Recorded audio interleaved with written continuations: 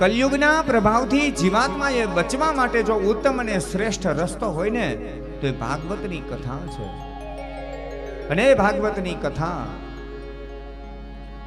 સ્વયં આજે સૂત નામના પુરાણિક ઋષિઓને કહે છે કે હે ઋષિવૃંદ,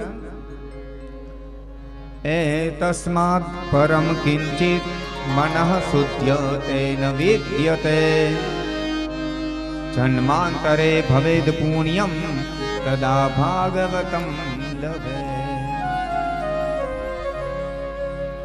એ તસ્માદ પરમ કિંચિત મનઃ શુદ્ધ્ય ન વિદ્યતે જન્માંતરે ભવેદ પુણ્યમ તદા ભાગવતમ લભે.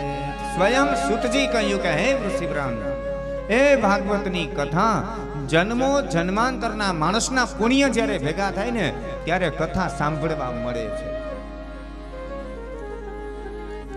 તમે ઘરેથી જ્યારે નીકળો ને અને મનથી સંકલ્પ કરો કે આજે અમારે ભાગવતની કથા સાંભળવા માટે જવું છે, અને ઘરેથી જ્યારે આપણે નીકળીએ ને કથાના મંડપ સુધી જ્યારે પહોંચવાનો પ્રયાસ કરીએ ત્યાં સુધીમાં ઘણા બધા વિઘ્ન આવતા હોય. કારણ કે આપણા શરીરની અંદર અનેક પ્રકારના પાપ રહેલા હોય. પાપને રહેવાનું સ્થાન છે ને આપણું શરીર છે, તો આપણા શરીરની અંદર ઘણા બધા પાપ રહેતા હોય. એ પાપને આપણા શરીરમાંથી નીકળવું ન ગમે, એને આપણા શરીરમાં રહેવું હોય. અને જ્યારે આપણે કથાના મંડપમાં પ્રવેશ કરીએ તો એ પાપ છે ને કથા મંડપના અંદર પ્રવેશ ન કરી શકે. કોઈ વ્યક્તિ કથાના મંડપમાં આવે તો એના શરીરની બહાર બધું પાપ નીકળી જાય. પાપને બહાર રહેવું પડે. પાપ થરથર કાપવા લાગે. એટલે પાપને બહાર ન નીકળવું હોય આપણા શરીરમાંથી, એટલે જીવનમાં કંઈક ને કંઈક વિઘ્ન નાખે. આ વ્યક્તિ કથાના મંડપમાં પહોંચી જ ન શકે. પણ જો આપણે કથાના મંડપમાં પહોંચી ગયા તો એનો અર્થ એમ થયો કે આપણા પૂર્વ જન્મના અનેક પુણ્ય ભેગા થયા. આપણા પિતૃ આપણી ઉપર પ્રસન્ન હોય ત્યારે આપણે કથા સાંભળી શકીએ. જન્માંતરે ભવેદ પુણ્યમ તદા ભાગવતમ લભેત. જન્માંતરે, આ ખાલી એક જન્મ નહીં કે આપણા આ જન્મનું પુણ્ય ભેગું થયું, ગયા જન્મનું નહીં, જન્મો જન્મના પુણ્ય જ્યારે ભેગા થયા હોય ને ત્યારે ખાલી કથા સાંભળવાનો મને તમને અવસર મળે. સાહેબ, કથા સાંભળવામાં જન્મો જન્મના પુણ્ય ભેગા થાય ત્યારે ખાલી કથા સાંભળવા માટે માણસને અવસર મળે તો જેના પરિવારની અંદર અને જે વ્યક્તિ ભાગવતની કથા બેસાડે છે એના કેટલા પુણ્ય હશે, એના કેટલા પિતૃ પ્રસન્ન હશે કે ત્યારે એને ત્યાં ભાગવતજી પધારે. ખાલી એક માત્ર તમે કલ્પના કરો.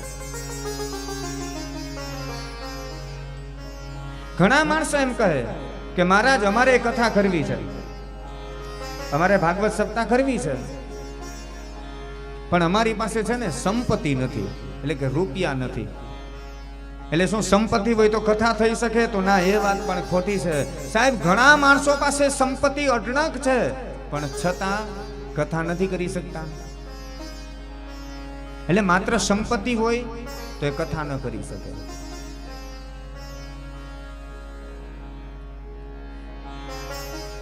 ઘણા માણસ એમ કહે કે મહારાજ અમારી પાસે સંપત્તિ છે પણ સમય નથી. સંપત્તિ છે, રૂપિયા આપી દઈએ, તમારી રીતના તમે પાઠ કરી નાખજો, પણ અમારી પાસે સમય નથી.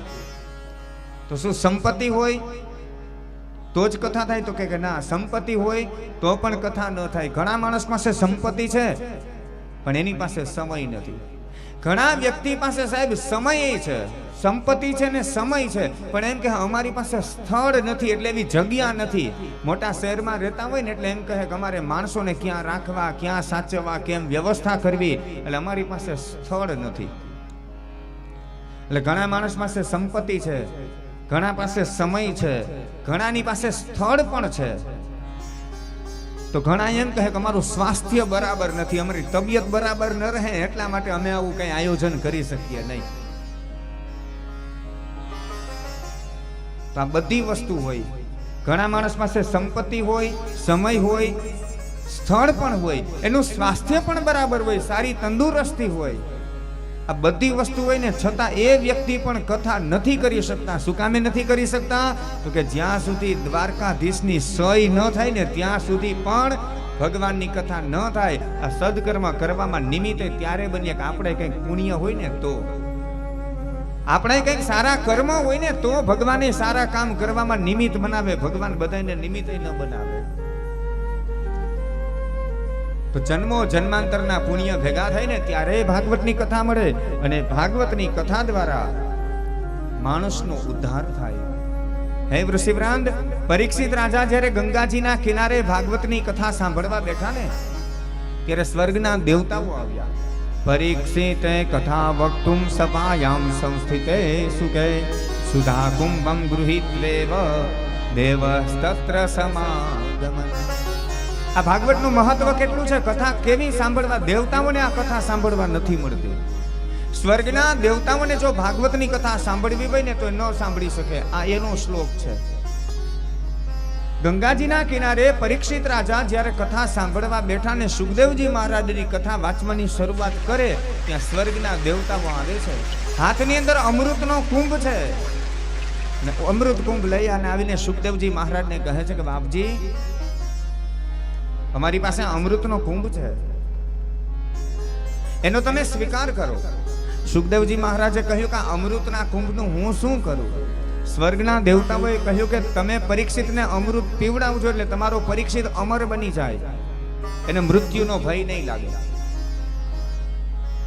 એ મરશે નહીં, અમર બની જશે. તો સુખદેવજી મહારાજે કહ્યું તો એમના બદલામાં હું તમને શું આપું? સ્વર્ગના દેવતાઓએ કહ્યું કે એના બદલામાં આ કથારૂપી અમૃત અમને આપો.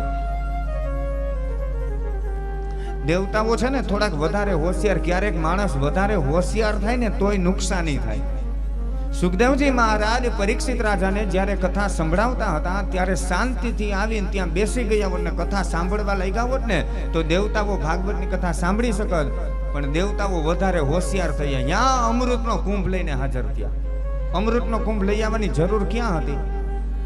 ત્યાં આવીને સુખદેવજીને એમ કહે છે કે લ્યો આ સ્વર્ગનું અમૃત તમે લ્યો, ના કથારૂપી અમૃત અમને આપો. એટલે સુખદેવજી મહારાજ પરીક્ષિતને પૂછે છે કે હે પરીક્ષિત, તારે શું કરવું? સ્વર્ગનું અમૃત પીવું છે કે આ કથારૂપી અમૃતનું પાન કરવું છે? પરીક્ષિતે કહ્યું કે મને તફાવત કહો ને, આ બેમાં ફેર શું છે?